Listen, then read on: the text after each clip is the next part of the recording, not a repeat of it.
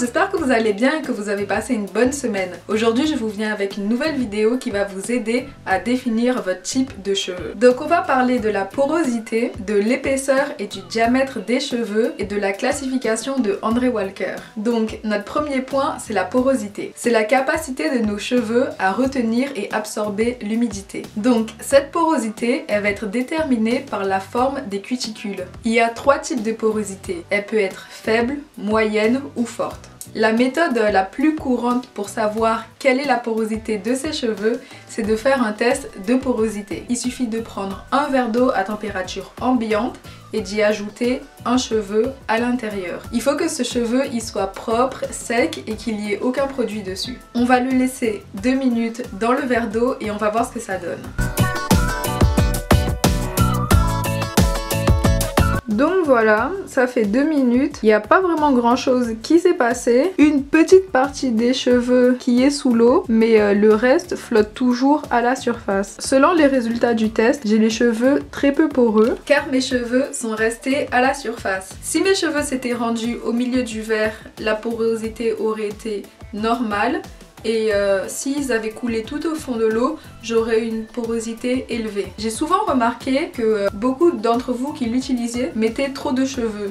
Donc n'en mettez pas trop, une mèche ça suffit. Quand on a des cheveux avec une faible porosité, ils vont souvent avoir tendance à être sous-hydratés, cassants et difficiles à coiffer. Comme les écailles sont très serrées, les produits vont avoir de la difficulté à rentrer. J'ai souvent lu que les personnes recommandaient d'utiliser la chaleur en fait pour ouvrir les cuticules et permettre au produit de pénétrer le cortex du cheveu. Moi, je préfère pas utiliser cette méthode, je préfère tout simplement masser mes longueurs pour faire pénétrer le produit, quitte à masser un peu plus longtemps. Quand on a les cheveux très peu poreux, il faut privilégier des huiles végétales légères. Par exemple, l'huile de coco, l'huile d'olive, l'huile d'avocat, de jojoba, d'argan, d'amande douce. Tout ça, c'est des huiles légères qui vont facilement pénétrer le cortex du cheveu. Il faut également éviter au quotidien d'utiliser des produits acides car ceux-ci vont fermer les écailles des cheveux. Les cheveux qui ont une porosité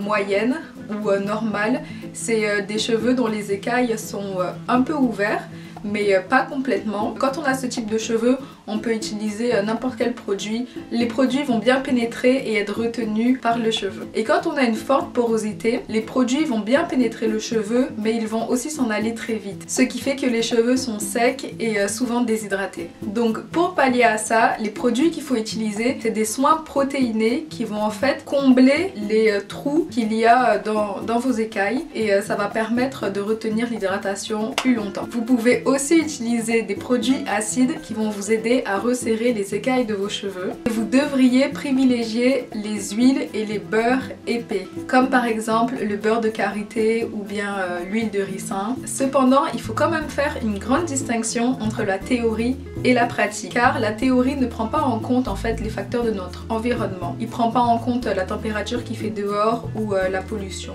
etc. La porosité n'est pas le seul facteur qu'il faut prendre en compte pour savoir quel produit utiliser. Vous allez le comprendre dans ce nouveau point qui est l'épaisseur et la densité. La densité, c'est le nombre de cheveux qu'on a sur la tête. C'est en fait, est-ce qu'on a beaucoup de cheveux, une grosse quantité de cheveux comme moi par exemple, ou bien est-ce que nos cheveux sont un peu plus clairsemés, on arrive facilement à voir notre crâne quand on écarte un peu nos cheveux. Quand on parle d'épaisseur, on parle en fait du diamètre qu'a un cheveu individuel. Est-ce qu'on a les cheveux fins ou non? On n'a pas la même épaisseur de cheveux sur toute la tête. Comme par exemple ici, le cheveu du haut est plus fin que le cheveu du bas. En général, on peut quand même dire si on a davantage les cheveux fins ou les cheveux épais. Il est également possible d'avoir une grande densité de cheveux, c'est-à-dire beaucoup de cheveux, mais avoir les cheveux fins, ou le contraire, avoir peu de cheveux, une faible densité et avoir des cheveux épais. Donc, les cheveux fins ou épais sont liés à l'hérédité, mais c'est aussi lié à nos habitudes de vie, à notre condition physique, c'est-à-dire si on est en santé,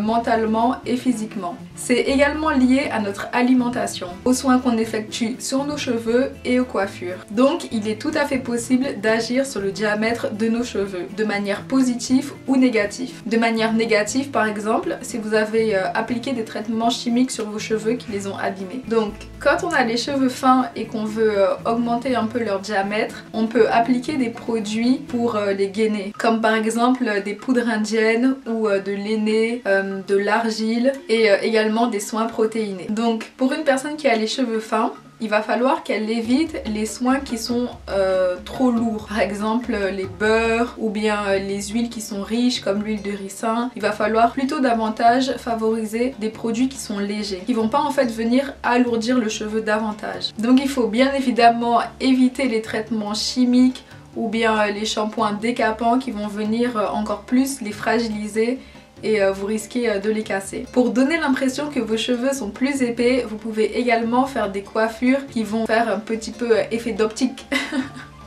Favorisant les boucles ou bien les frisottis. Vous pouvez toujours donner du volume avec un peigne à dents larges au niveau des racines ou en séparant vos cheveux sur les longueurs. Donc comment faire pour dompter ou maîtriser les cheveux avec du volume? C'est bien entendu en les hydratant pour les rendre plus malléables parce qu'ils ont tendance à être souvent rêches et durs. Il faut également appliquer des composants qui sont gras pour pouvoir lisser en fait la cuticule, le cheveu et leur apporter flexibilité et brillance, douceur. Et faire des coiffures style braid out ou twist out comme je fais souvent dans mes vidéos, ça aide aussi à maîtriser le volume des cheveux. Donc comme vous l'avez compris, j'ai les cheveux épais à forte densité.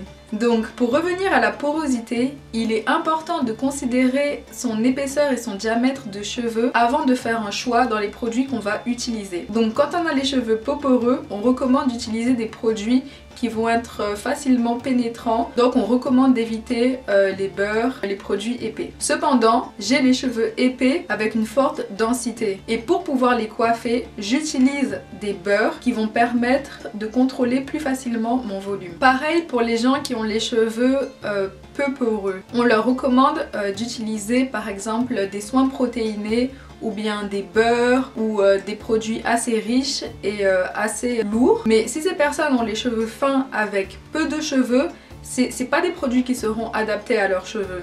C'est pour ça qu'il ne faut pas juste prendre en compte la porosité. Pareil pour l'environnement dans lequel on vit. On dit par exemple pour une personne comme moi qui a les cheveux peu poreux, encore une fois de ne pas utiliser de beurre. Pourtant, moi je vis au Canada, l'hiver il fait très froid, j'ai besoin de protéger mes cheveux. Des huiles légères ça suffit pas. Quand vous utilisez ou vous choisissez un produit, il ne faut pas juste vous fier sur la théorie. On a les cheveux poreux, c'est ça, c'est ça. Il faut regarder tous les éléments dans leur ensemble.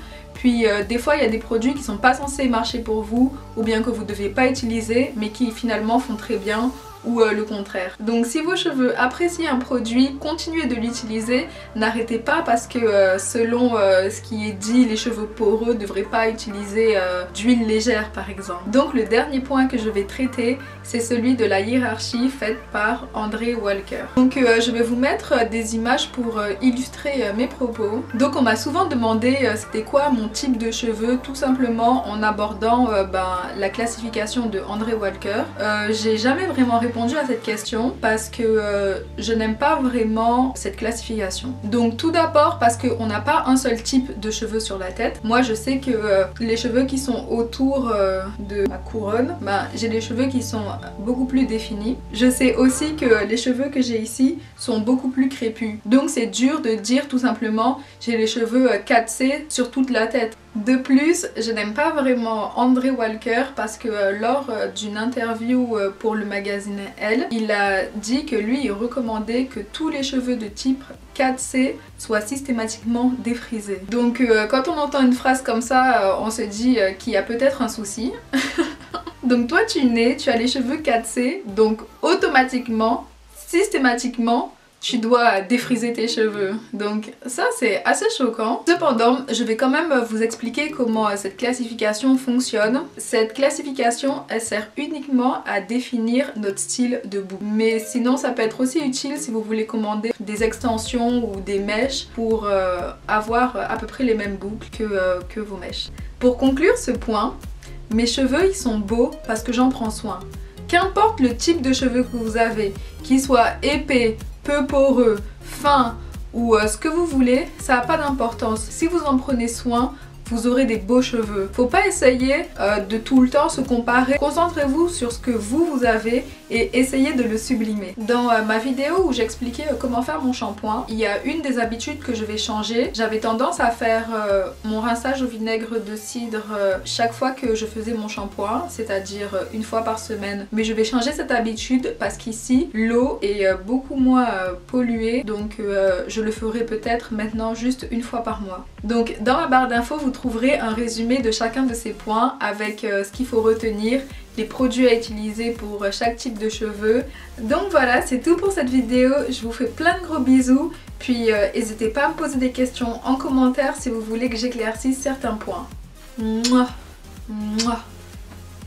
Un petit changement de coiffure? Ah ben oui, hein, il faut, hein. On reste à la mode.